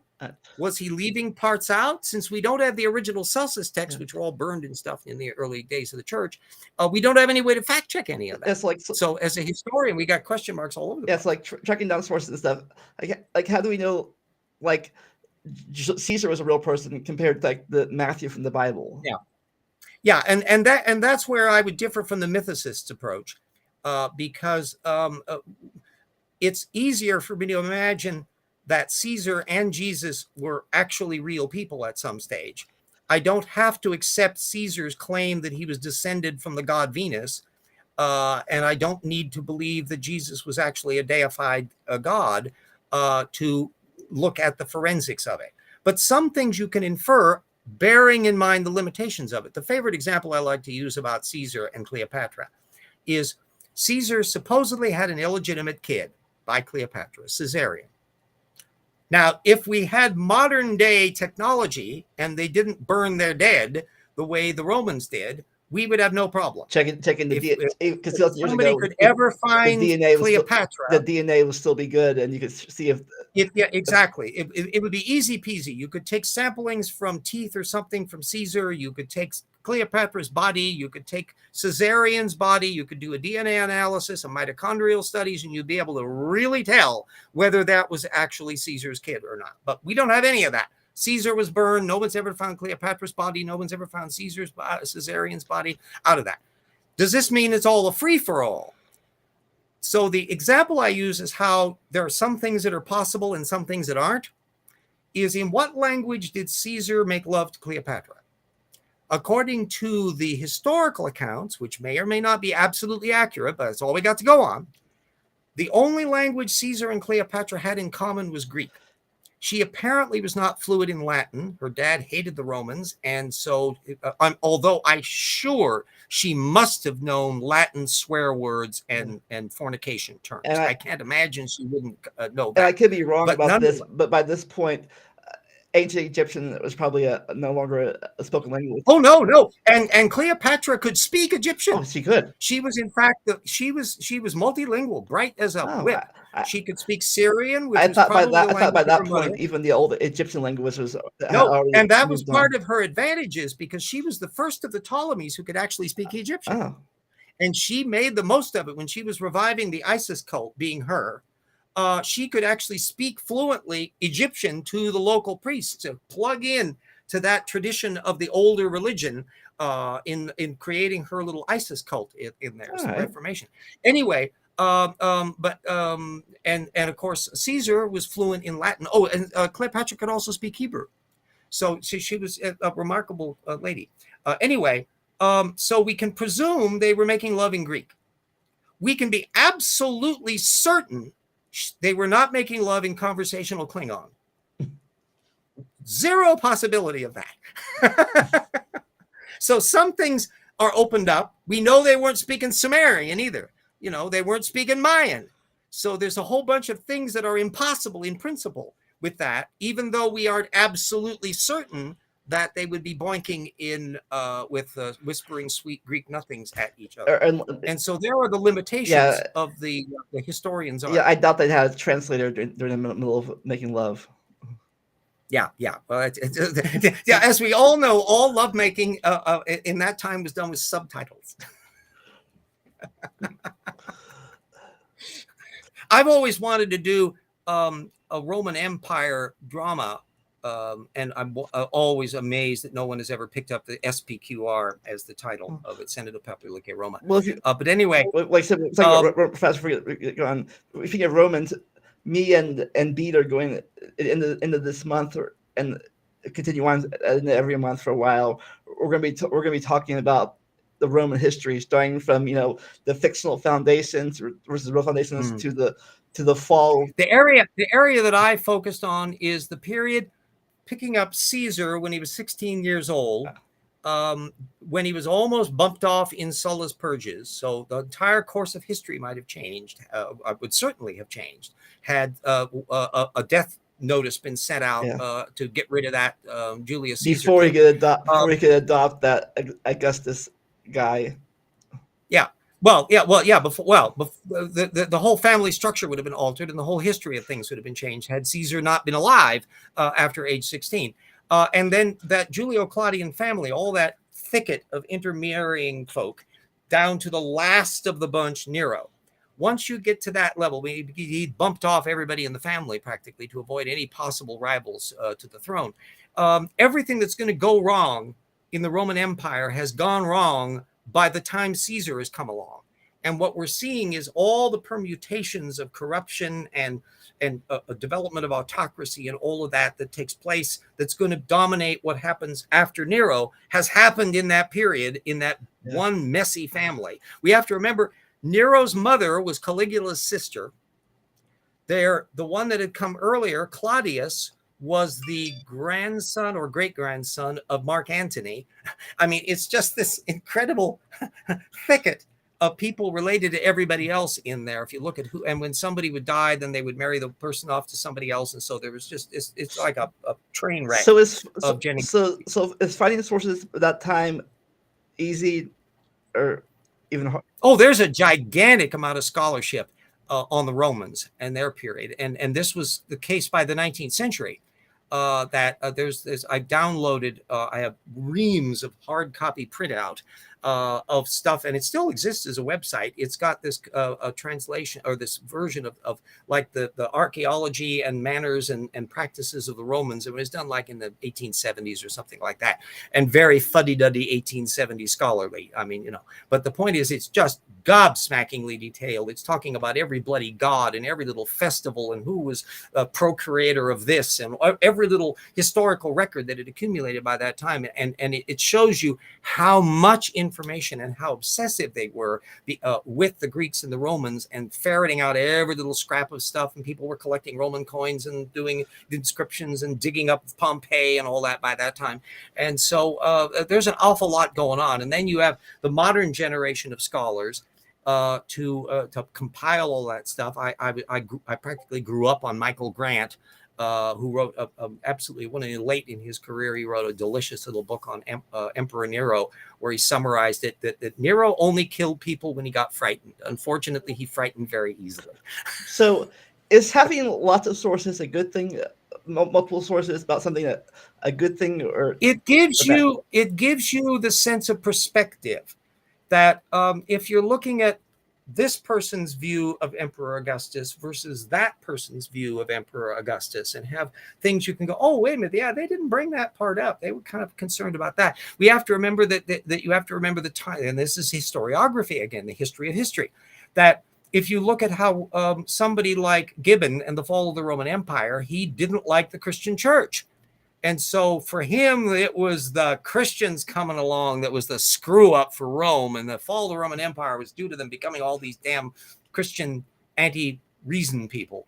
And that attitude changed when you moved into when you look at the I. Claudius era, Robert Graves and all these other people doing stuff in the 1930s. They're laminating their post-World War I communism versus fascism, decay of colonialism view of things on their perception of the Romans. They did the same problem with looking at how the Maya were constructed. So nobody can completely disconnect perceptions of the past with the world that they live in now.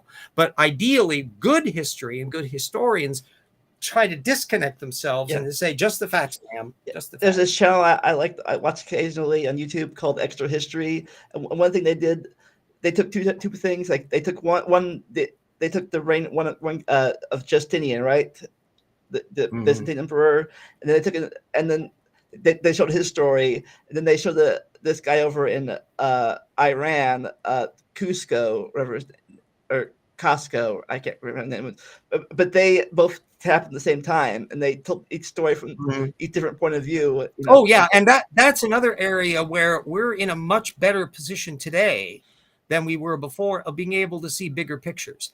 The 19th century obsession with a particular culture, and they're just not looking at what's going on next door. We have to remember the Chinese are building their giant empires over there, and you've got a whole bunch of cultures all over the place. There are empires have come and gone that are now we have a better understanding of today, and then also that prehistoric world. We're piecing in way more of what's going on in that world, because over any 1,000-year period of human beings, a lot happens, even in worlds that didn't have writing, and even in worlds that didn't have fairly rapid communication. And we're now learning more about that today through the archaeology than we were. Because a lot of times, I've said before, what's that word? History is written by the winners, and the losers, their thing is not written down, like, oh, they were this. I'll say this: good history is written by the careful, and the methodical, and the reasonable, and the fair. Like, so bad history is another matter. It's the difference between pseudo historians like David Barton and his hagiography things, where yes, they've got facts, and in that respect, from my method's point of view, I'm looking at people who write ideological history, and it happens on the left too. Somebody like the name has suddenly flipped out of my head. He wrote tons of people's history of stuff and various things. Anyway, and they're not devoid of references, but they have an ideological axe to grind. It's very left wing, progressive, and so he's not paying attention to stuff that doesn't fit the narratives that he wants, and that can happen with any political ideology. So which brings up the question: like the winner and stuff. Like, how do you know if a source is biased or not? Like history Well, sources, like, oh, those in part, people, you're like, always say like those people were like cannibalists, whatever, because we know that You're we want. always well, yeah, that's the other matter of where you're trying to deal. Sometimes you can figure out from isotopes in their body that what their food distribution system was and all this kind of stuff. You can look to see what kind of burials and things there are and what the nutrition is for upper class versus lower class. And so you can build a whole social network thing that's independent of stuff. I think any historian is looking at public monument architecture as propaganda today. Yeah, when we look at monstrous things that Ramesses II is putting up, and things about the Battle of Megiddo and all that stuff that pops up in part during his period, that everybody recognizes that this is the public impression he wants to give you of the battle. He may or may not have actually won the battle, and you're not going to be able to tell much about it other than what he wants you to see just by looking at what the public monument in that is. So, yeah, I think all historians have that level of, yeah, this is what it is, but let's look for more information to find out what it is. And if you read the actual historical material and look at the historical papers on it, everybody is very mindful of all of that. The same circumstance comes up with the perceptions. One of the major areas that I studied was antebellum Civil War reconstruction. And we were, again, very mindful of how versions of things about what the Civil War was and what facts you paid attention to altered over time, even to what we called it. The term Civil War really didn't start becoming the standard way of referring to it until the 1930s. Before then, it was the War of the Rebellion from the northern point of view, or from the southern point of view, the war between the states. And you still find to this day the people who will talk about it as the war between the states may be filtering a pro-Southern sensibility about it that may be different. I'm from Washington State out here. We weren't even a territory. There was nobody living here apart from the Native Americans when the Civil War was on. The closest battle you had, I think there was a tiny skirmish in Oregon that took place during the Civil War. And by the way, before the Civil War, General Grant was posted out at whatever the hell that little fort is over on the Oregon coast in there. And then he went back and re-enlisted and did some modifications on things in his stint at being a bad businessman. But so it's just a matter of being fair with the data. Do we know everything about the past? In principle, we can't know everything about the past. And as a historian, where you realize that people do things and lots of things that have been done, we don't know anything about the people who did them. Yeah. The example that I think is the most telling for me was when I finally got to visit Chaco Canyon. And it was only like a quick day stop there. And it's a devil of a place to get to for ruddy roads and all that. But it was well worth the visit. And there was I went along the back end because some of the trails are located along the rear side. And I found that fascinating because I was realizing why they might have located these ceremonial kivas where they were next to peculiar rock formations and stuff that I'm sure had some significance for them. But anyway, there's one little corner of one of the kivas that's just beautifully still intact. And it is the most razor sharp, precise corner. It's just gorgeous. Remember, these are not mortared kinds of things. These are, stack up things. And I immediately go, who made that? Was it a team of people? Was it any men, women, young, old? Were they like a guild? How long did it take them to do it? Were they respected or despised? Were they smug? Were they humble? What? We know nothing about them. There's no written language. There's no information. It's a giant question mark. And yet some people made that corner and we can never know who. Yeah. And the historian always has that aspect. But that does not mean you fall into this Graham Hancock style, well, anything goes. I'm just asking questions, because that's not how it works either. We can guarantee that no Klingon built that wall. Yeah. The story fast.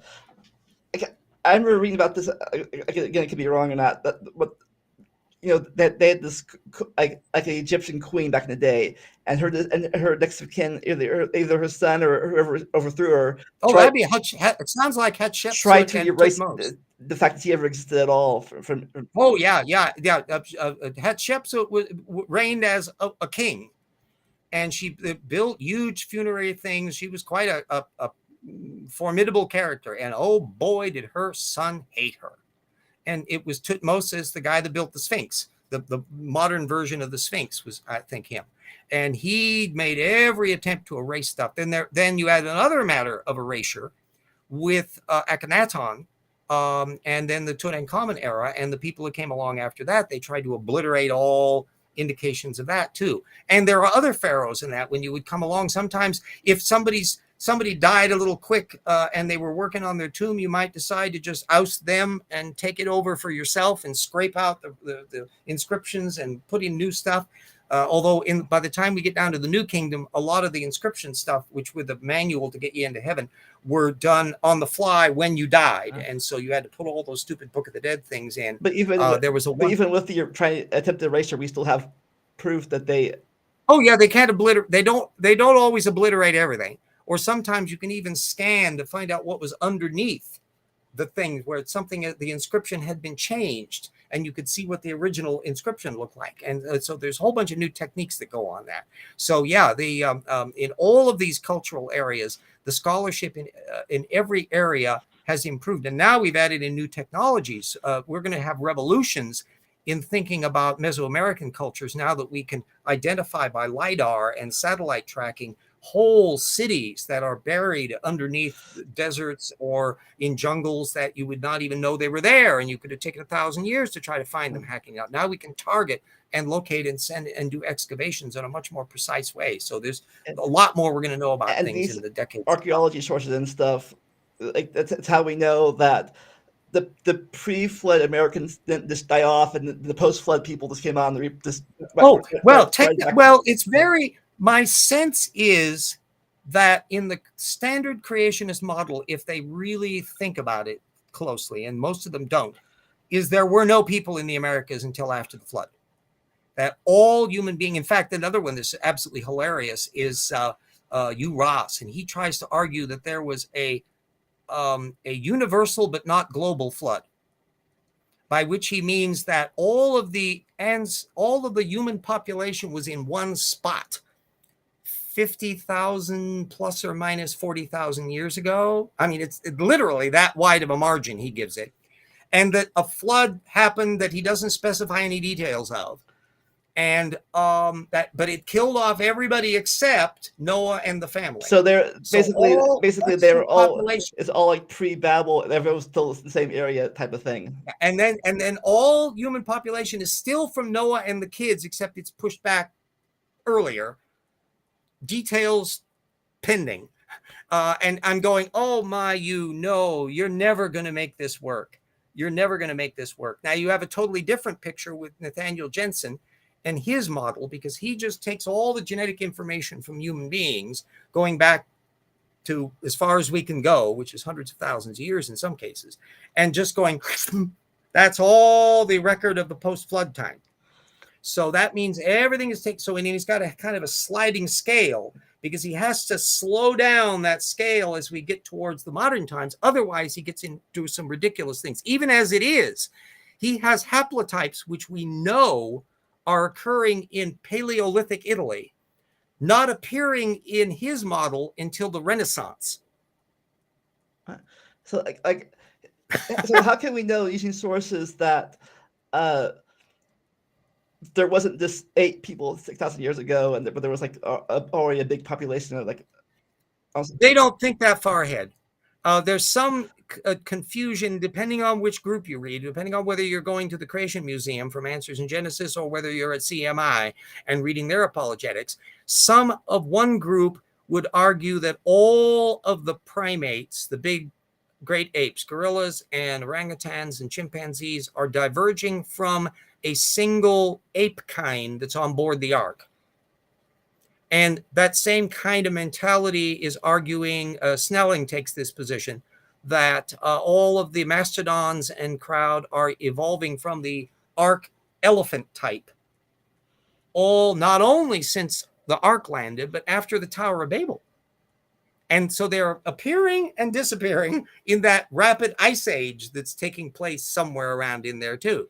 That's occurring. And it would make for a wacky movie that would make 10,000 BCE, 10,000 BC movie that what's his name did seem like a science documentary, but it's not going to play any better from a factual point of view. But that the misplaced concreteness of it is absolutely hilarious.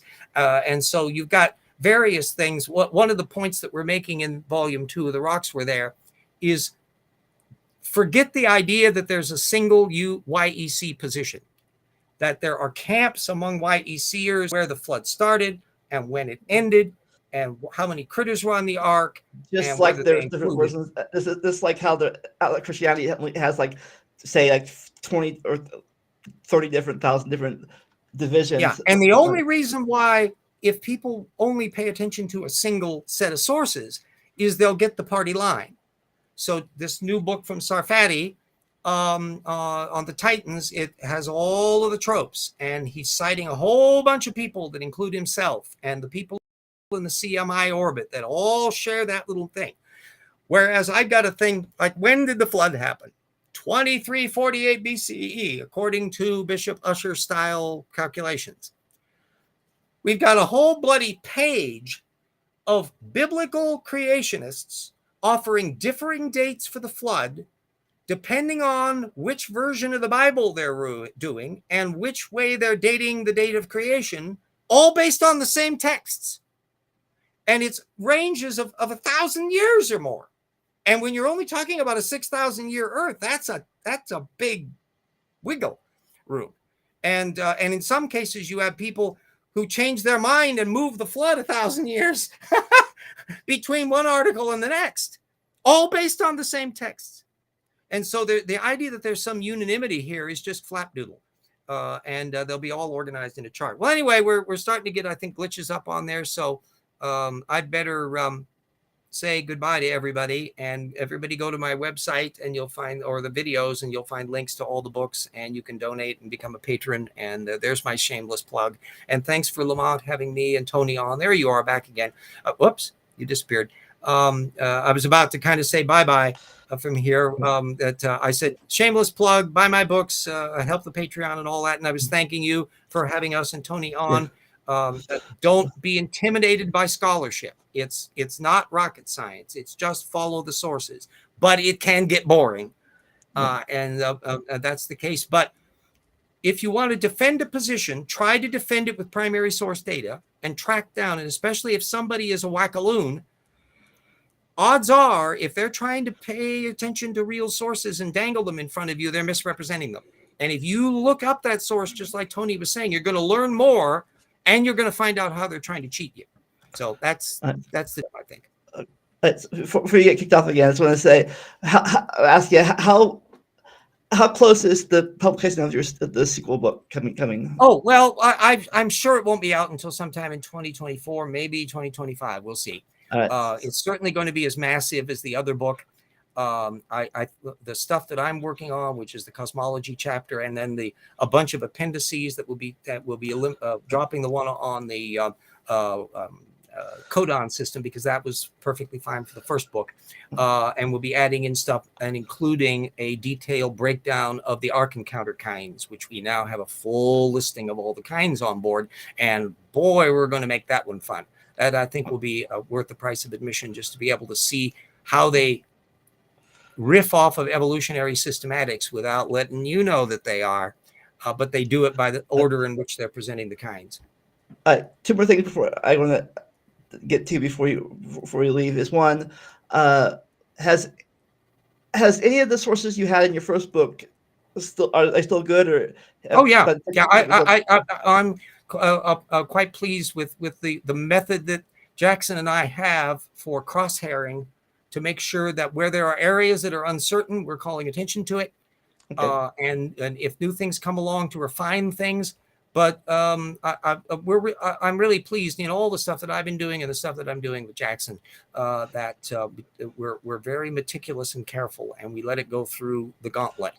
Even though we're self-published books, we're not in the Standing for Truth class of vanity press drivel that just is cut and paste diarrhea in print. We're trying to be rigorous and careful and operate at a level that will stand the test of time, that it won't have I was delighted when Slam Dunk came out. The fact that there was stuff in there on mammal hairs and stuff that was cutting edge material that Christine Janis, the mammal paleontologist, hadn't heard about, and she's going, "Oh, neat! This is wonderful. I'm going to add that to my new book." And Chris might bring this up and stuff, but how do we know? How do we know for sure, like, or know that, like, things like ice cores, and tree rings aren't like half created in the middle of something? Oh, well, if you have a god that cheats like that, in fact, there was, and we'll be alluding, I think we've got a link to it in the dendrochronology section, that Joel Duff did a really good breakdown of Lake Shugetsu, I think, as an example of something that if you try to explain this as a big slosh model, you can't account for the actual data. That there's things on the layering and the stratification that don't make sense as to why would you assume that why are the radiocarbon dates so accurate in one spot and then suddenly they just balloon? Why is that? And that's the whole point, is that they have to arbitrarily just bend or ignore the data field. That Like they can't saying apply that significantly to all the data. Like saying starlight was halfway here before it, like, yeah, the heavens are stretched out, and so we've got all of that stuff, and that somehow or other will work it out. It's like the heat problem, and ultimately some of them just have to appeal to miracles. But the other end of it is that they don't have a competing model. This is not a case of where there's a genuine debate going on in the scientific community where some are saying, well, you got some points here and all that. No, they're irrelevant. The regular scientists are paying zero attention to any of this apologetics, and a lot of them are literally unaware of it. It's so completely peripheral that if you might have examples, and this happens more in geology than in the astrophysics, but you'll find the creationists will be members of these societies, and they'll do their little presentation thing at the tables at the thing, and it's most of the case of where the geologists will go and walk off because they're still at it, and they will still be at it. Their extreme confidence is enormous, but their impact on anything hasn't happened at all. And the same thing has happened with the intelligent design movement. By now, we should all be on the intelligent design bandwagon if the Wedge document were right. We're in the 2020s now. This would all have been, the revolution would have been over by now. But nope, hadn't gotten anywhere because it doesn't have the facts. And in this all, where can people go to track down what we talked about to make sure we weren't just whistling Dixie or whatever we were? Well, as anyone who sees all the postings at my website can see directly, and anybody that watches my videos will see every bloody episode, I put in links to the papers that I bring up. And these are always full text material for the web links.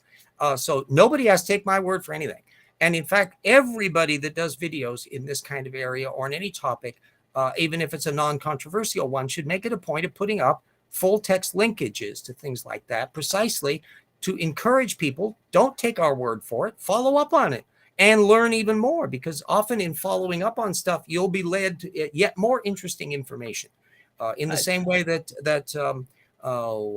Nick Zentner makes it a point of making all of his public lectures and that all of the papers and that he comes up, they're on his website. You can download them for free and follow up and do the research and stuff on your own. So that's exactly the opposite of only take our word for it. Don't go outside of the Creation Ministries International website. Don't go outside of the everything you need and believe everything in there. We've got footnotes. Don't fact check any of them though. No, that's the opposite from reason, and you inevitably get into a mess on that. You get Marjorie Taylor Which reminds me, if you can, like later on, once we off, you can PM me some of the links you use. I can put in my description if you can. Well, just put a link up to one of my recent videos, and there you go. Because I put the links to all of my books in there and to the Patreon account.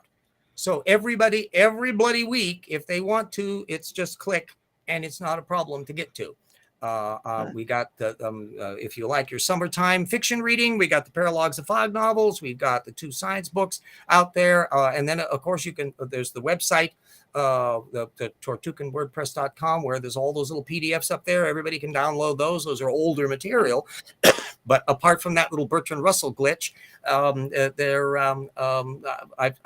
quite pleased with how well those have stood up over the last 20 years. So any final words to say before we, like your goodbye words or anything? Keep hanging it in. I'm melting here in Spokane because we're pushing 100 degrees.